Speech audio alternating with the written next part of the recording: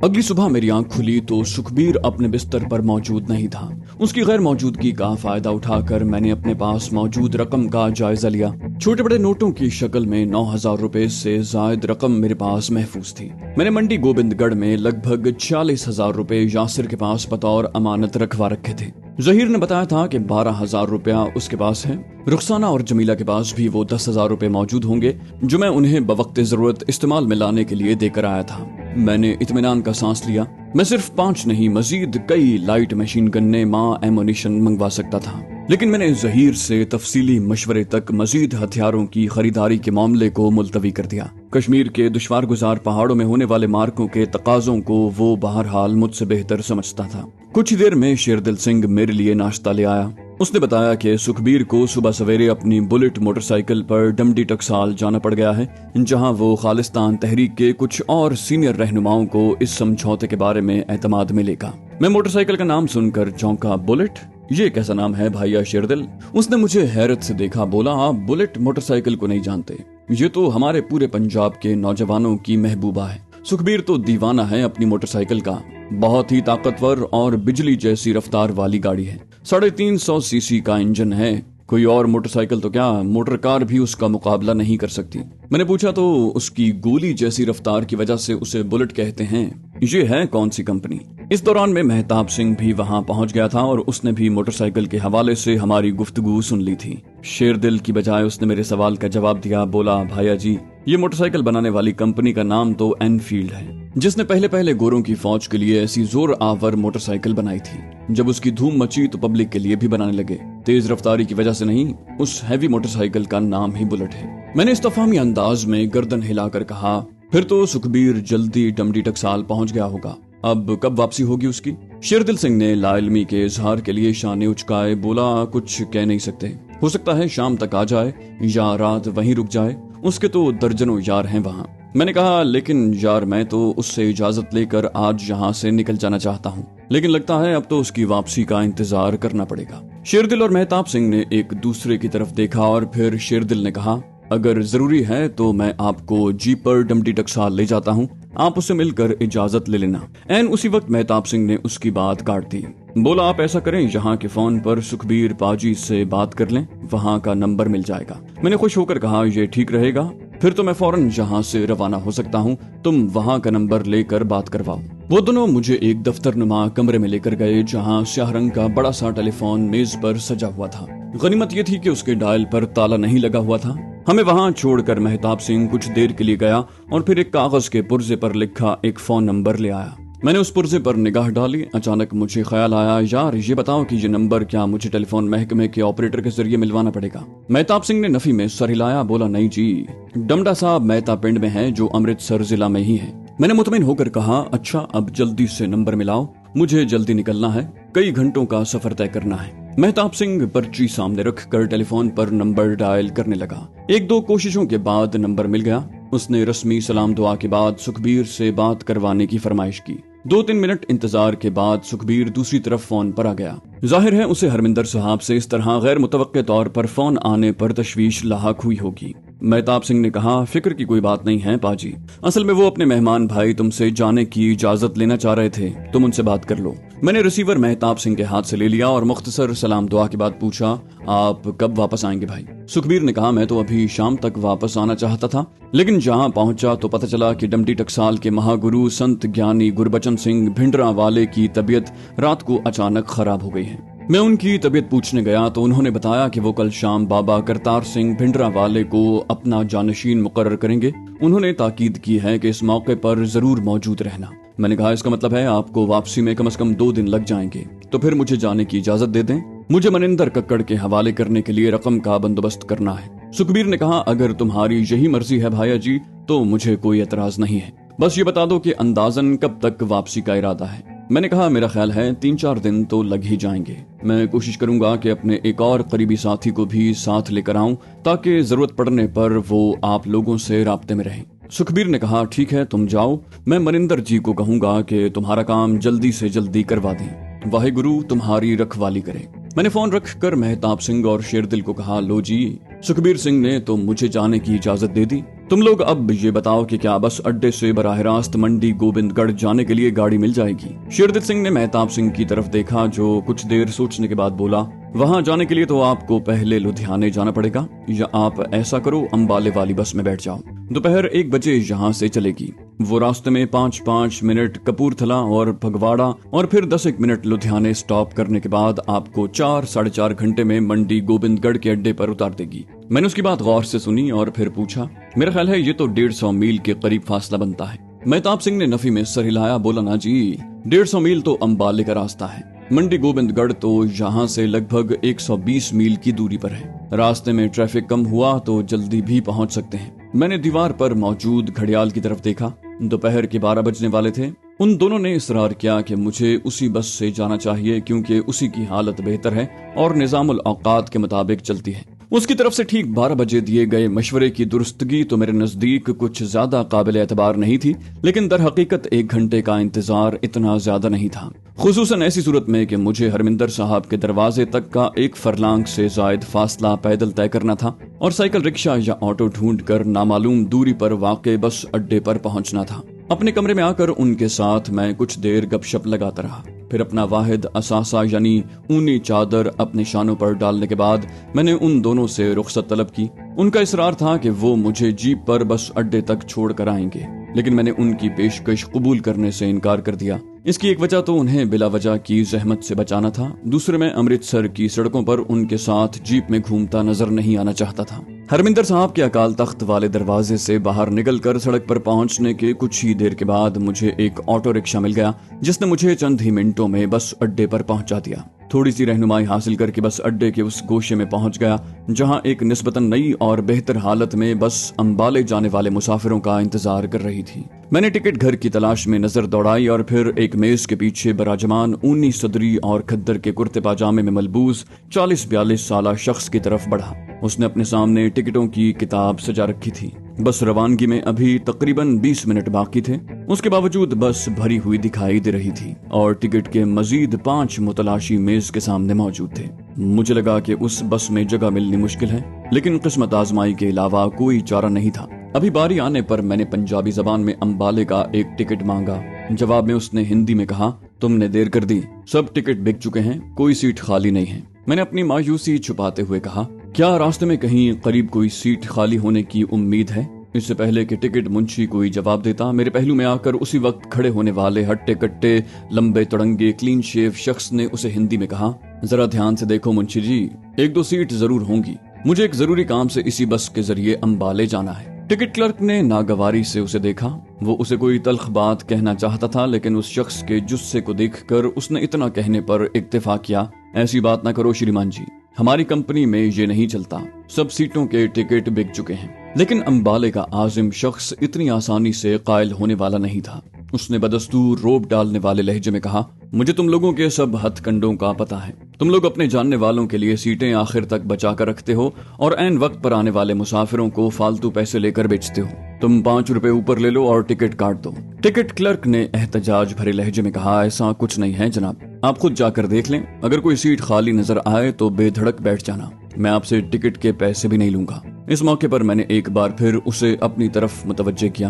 कहा, मैंने पूछा था कि क्या बस में कोई करीब उतरने वाली सवारी है जिसके उतरने पर मुझे सीट मिल जाए। उसने नागवारी से मेरे साथ खड़े शख्स को देखा और फिर मुझे कहा, एक बुढ़ा सरदार ब्यास दरिया के पुल पर उतरेगा, अगर 1.25 घंटे खड़े रहकर सफर करना है तो टिकट काट देता हूँ। मैंने बिला झिझक कहा, जी हाँ काट दें। वो टिकट की पर्ची मुझे देकर मुझसे वसूल की हुई रकम दराज में रख ही रहा था कि क्लीन शेव मुश्तंडे ने भी पूछ लिया, इसके अलावा भी कोई करीब उतरने वाला मुसाफिर है? क्लर्क ने हाँ में सर हिलाकर कहा, एक और सवारी करतारपुर की है, 1.25 घंटे का सफर है। उसे जवाब मिला, मुझे पता है 1.25 नहीं 1.5 घंटा लग जाता है, लेकिन तुम टिकट दे दो, मेरा इसी बस से जाना जरूरी है, नाम चाहिए तो आशुतोष गोस्वामी लिख लो। ताहम टिकट क्लर्क इतनी तफसील में जाने के लिए तैयार नहीं था। उसने टिकट फाड़ कर गोस्वामी के हवाले किया और फिर मेज पर मुश्तमिल अपना दफ्तर कम से कम वक्ती तौर पर बंद करके उठ खड़ा हुआ। इस दौरान मैं बस की तरफ कदम बढ़ा चुका था। मैंने टिकट दिखाया तो कंडक्टर ने सर हिलाकर मुझे बस में सवार होने की इजाजत दे दी। बस वाकई पूरी तरह भरी हुई थी। मैं दरमियान से जरा आगे बस का डंडा थाम कर खड़ा हो गया। कुछ ही देर में गोस्वामी भी बस में सवार हुआ और मेरे पास ही आकर खड़ा हुआ। कुछ ही देर में कंडक्टर ने ड्राइवर को बस चलाने का इशारा दे दिया। कुछ ही मिनटों के बाद बस शहर की हुदूद से निकलकर हरे भरे खेतों के दरमियान बिछी कुशादा सड़क पर दौड़ने लगी। मैं पहचान चुका था, ये जीटी रोड ही थी जिस पर ट्रैक्टर के जरिए सफर करके मैं सुखबीर के साथ अमृतसर पहुंचा था। उस वक्त दरियाए ब्यास के पुल से अमृतसर पहुंचने में हमें 1.5 घंटा लगा था, लेकिन बस की रफ्तार बता रही थी कि हम वाकई उससे निस्फ वक्त में वहां पहुंच जाते, जिसके बाद मुझे सीट मिल जाती। मेरी नजरें सड़क पर थीं कि मैंने गोस्वामी को दोस्ताना लहजे में कहते सुना, भगवान का शुक्र है सर्दी का जोर अब कम होने लगा है, कुछ दिन बाद चादर और कोट वगैरह की जरूरत नहीं रहेगी। मुझे पता था कि मौसम के हाल पर तबसरा दुनिया भर में गुफ्तगू शुरू करने का सबसे मारूफ तरीका है, लेकिन मुझे साथ में चादर का जिक्र खटका। उसका कहना गलत नहीं था। चमकदार धूप में दिन का सफर दरपेश होने की वजह से बस में सवार बहुत कम सवारियों ने चादर वगैरह में मलफूफ होना जरूरी समझा था। अलबत्ता गोस्वामी ने कुर्ते पाजामे पर मोटे ऊनी कपड़े का कोट पहन रखा था, लिहाजा मैं अपने जहन में उभरने वाले हल्के से शक पर तवज्जो न दे सका। अलबत्ता जवाब में महज हाँ में सर हिलाने पर इक्तिफा किया। गोस्वामी शायद बातों का कुछ ज्यादा ही शौकीन था। मेरी तरफ से जवाब न मिलने के बावजूद उसने कुछ ही देर बाद एक बार फिर मुझे मुखातिब किया। बोला, ये बस मुझे हमेशा भरी हुई ही मिलती है, पता नहीं रोजाना इतने लोग अंबाले क्या लेने जाते हैं। मैं ना चाहते हुए भी बोल पड़ा, वही लेने जाते हैं जो आप लेने जा रहे हैं। मैं अपने लहजे में तंज की झलक तो पोशीदा न रख सका, अलबत्ता मैंने पंजाबी ही में ये जुमला कसा था। उसने शर्मिंदा होने की बजाय कहा, मेरा तो महीने 2 महीने में एक आध ही चक्कर लगता है, वो भी रेल के जरिए। आज तो इमरजेंसी में जाना पड़ रहा है। तार आया है कि मेरा चचाजाद भाई छत से गिर पड़ा है। मैंने कहा, ओ, सुनकर अफसोस हुआ, वाहिगुरु उसकी रखवाली करे। उसने मेरा शुक्रिया अदा किया और कहा, अच्छा है, आपको जल्दी सीट मिल जाएगी, वरना इतनी देर खड़े खड़े तो टांगें टूट जाती हैं। आपको भी कोई बहुत जरूरी काम होगा जो ये तकलीफ झेल रहे हैं। उसकी तरफ से खामखा कुरेदने की ये कोशिश मुझे नागवार गुजरी और मैंने महज हाँ कहने पर इक्तिफा किया और उसे मुकम्मल तौर पर नजरअंदाज करके बस के सामने और मेरी तरफ की खिड़कियों से बाहर तेजी से बदलते मनाजिर पर नजरें जमाती। खुदा खुदा करके बस दरियाए ब्यास के पुल के पास पहुंची। मैंने वहां उतरने वाले बुजुर्ग मुसाफिर की तलाश में नजरें दौड़ाईं, लेकिन इत्तेफाक से वो ऐन मेरे सामने वाली सीट पर बैठा हुआ था। उसने पुल से कोई 2 फरलांग पहले ही बस रुकवा ली और अपने सामान की पोटली संभाल कर उठ खड़ा हुआ।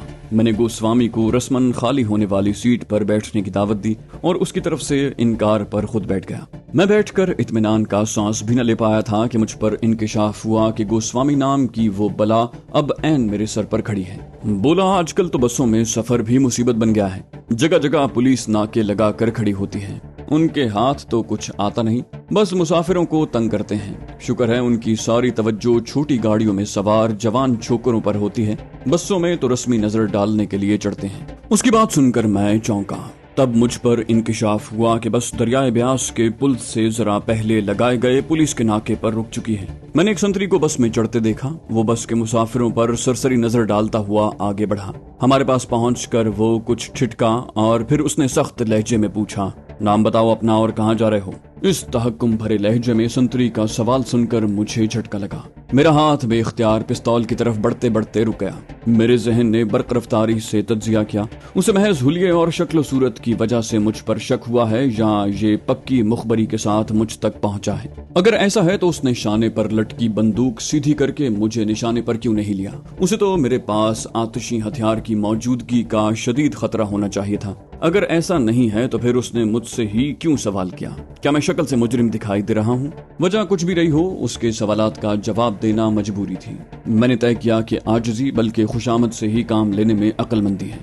लेकिन इससे पहले कि मैं कुछ कह पाता, गोस्वामी दरमियान में कूद पड़ा। उसने नाराजी भरे लहजे में पुलिस वाले को कहा, पहले तुम बताओ संतरी जी, तुम्हें किसी ने शरीफ शहरियों से बात करने की तमीज नहीं सिखाई? ये तुम किस लहजे में बात कर रहे हो? गोस्वामी का लहजा इस कदर सख्त और आवाज इतनी बुलंद थी कि बस के सारे मुसाफिर हमारी तरफ मुतवज्जे हो गए थे।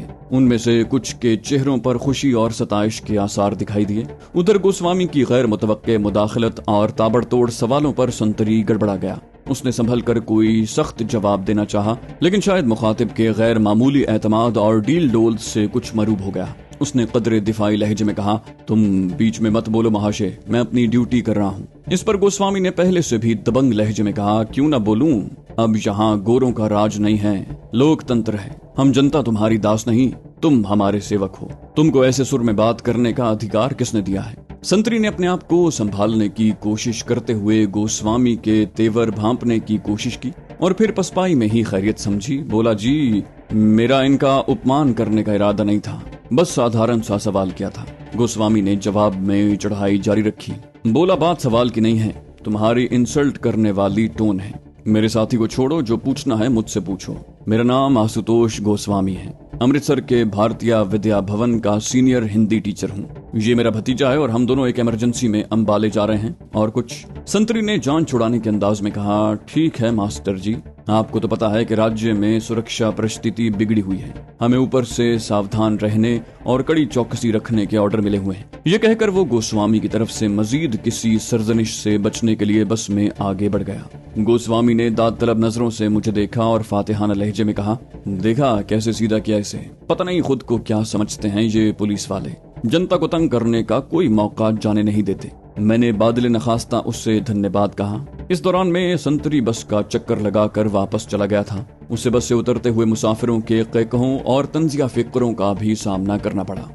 उधर मैं गोस्वामी की तरफ से मेरे रजाकाराना और जारहाना दिफा की मुमकिना वजह पर गौर करता रहा।